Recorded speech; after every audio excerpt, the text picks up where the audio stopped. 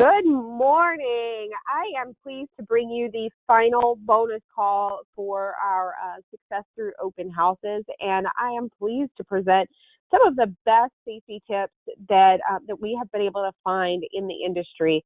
Now, some of these I knew, some of these I did a little bit of research inside of social media and otherwise, and I found out that there were a lot of tips that we didn't know about. So I'm really excited to bring this to your attention and hopefully give you some tips and tricks that you hadn't thought of before. So first of all, I would highly suggest, if you haven't already, I would get yourself into a Krav Maga or a self-defense class about every 6 months to keep your mind fresh on techniques and what you should be aware of. Now, the really cool thing is you can actually turn this into an event at your market center. These martial arts schools absolutely love getting in front of new people as part of their business plan, and so they would love to be able to come and teach a class, usually for free, to the realtors in your community so that they can then get hopefully monthly subscriptions to their plan, whether that be adults in kickboxing classes or martial arts classes or even their children, etc. So it's a really good way to get your own class for free and also to add value to your market center or your board of realtors. When possible, I would ask that when you're holding an open house, just think about the fact that you're in a vacant home that's empty and people know that you're there. Be aware of that. Bringing a lender or another vendor with you would be a great idea. If you know it's going to be a really busy event, I would ask you to bring another agent with you. And if not, just making sure that people know where you are. Make sure that your GPS is enabled on your phone. And know the techniques for emergency calls on your phone. Every phone is a little bit different. Different iPhones, if you hit the home key and then select emergency or you hold it down, that can help you make an emergency call without looking obvious. Know how to do that on your phone. Look it up. Look up whatever type of phone you have in an emergency call. And I mean other than hitting 911 call. I'm talking about like the incognito. You're standing in front of somebody and it feels really weird and you feel like you need to do something about it and be inconspicuous. That might be something you want to look at. Whenever you walk in and you're setting up your open house, make sure that all of your exit or egress options are unlocked during the entire open house, and always make sure you yourself are in between two of those egresses. Never go upstairs or downstairs with someone. Let them tour the home on their own. You'd rather risk valuables than risk your life. And I know that feels awkward, but hopefully you've followed the instructions of the whole program and all of the valuables are locked away to begin with. So, and when we say egresses, think about when you walk into a house, there's a front door and maybe a back door. Make sure both of those doors are unlocked and any other escape routes. And make sure that you know where they are and you're not pigeonholing yourself somewhere in the building without an exit. Always trust your instincts. If you get creeped out, pretend to take a phone call and step outside. There's something about our gut instinct that picks up on things. Trust your instincts. If you're creeped out, call a friend and get out of the house.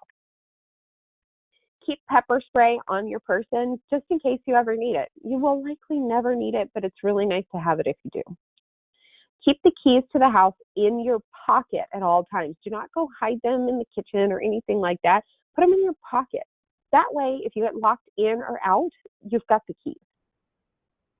Your phone should also be on you at all times. I mean, even if you've just slid it in your back pocket or something like that, make sure that it's with you. Someone should be your point of contact for emergencies. That means that there's somebody in your life that should know where you are, how long you're supposed to be there, and they should have a code word for if something's wrong. Hey, we left the red folder on the desk. Could you bring me that red folder to the open house I'm at? That would be code for something's up. I need you to call 911 and get over here quickly, okay?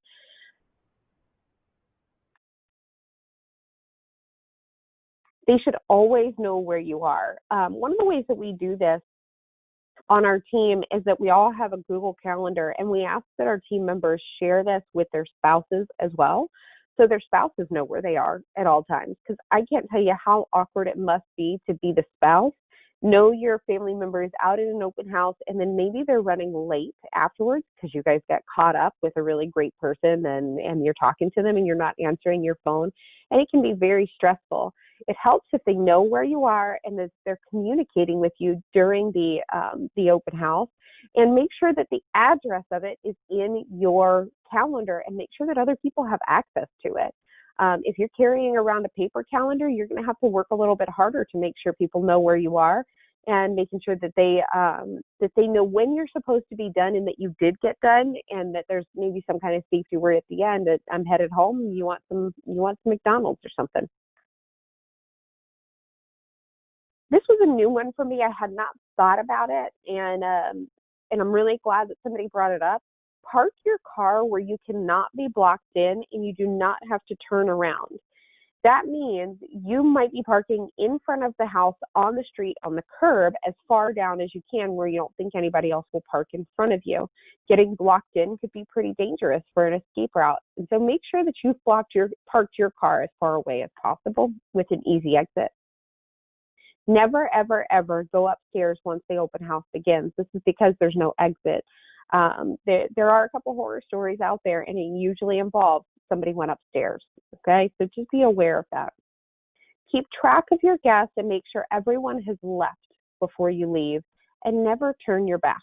I would rather you be awkward and standing near your table with your back to the wall, but being able to see everybody and smiling at all of your guests and waiting for them to come to you, rather than you following people around and then somebody staying in the building or the house as you're locking up and leaving, and you've locked the whole place up and you've set yourself up for failure.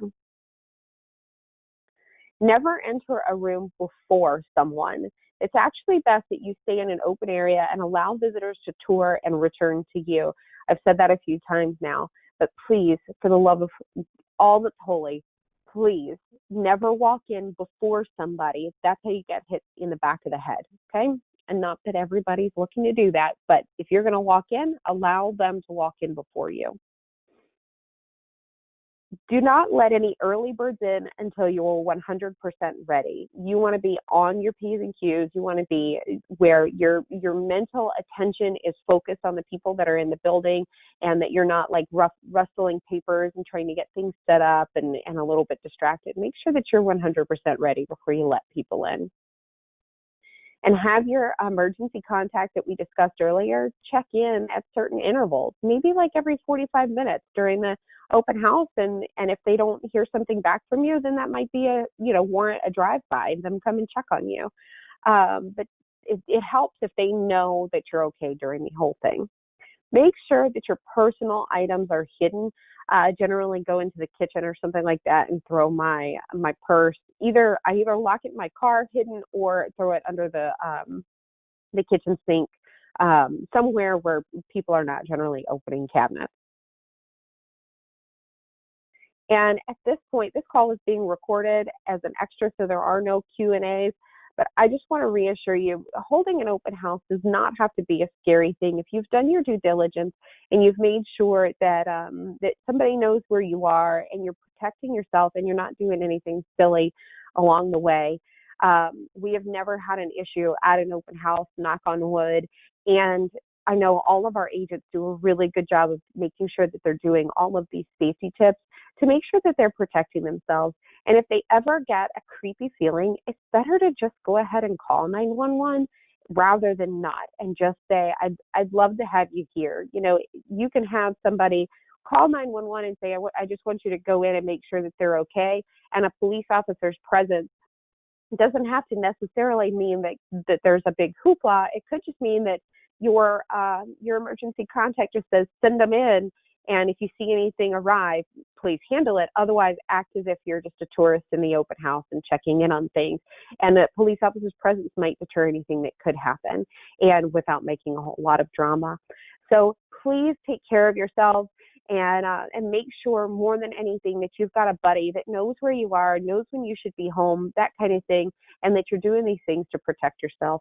And with that, I hope you guys have a phenomenal day, and thank you so much for participating in this Success Through Open Houses.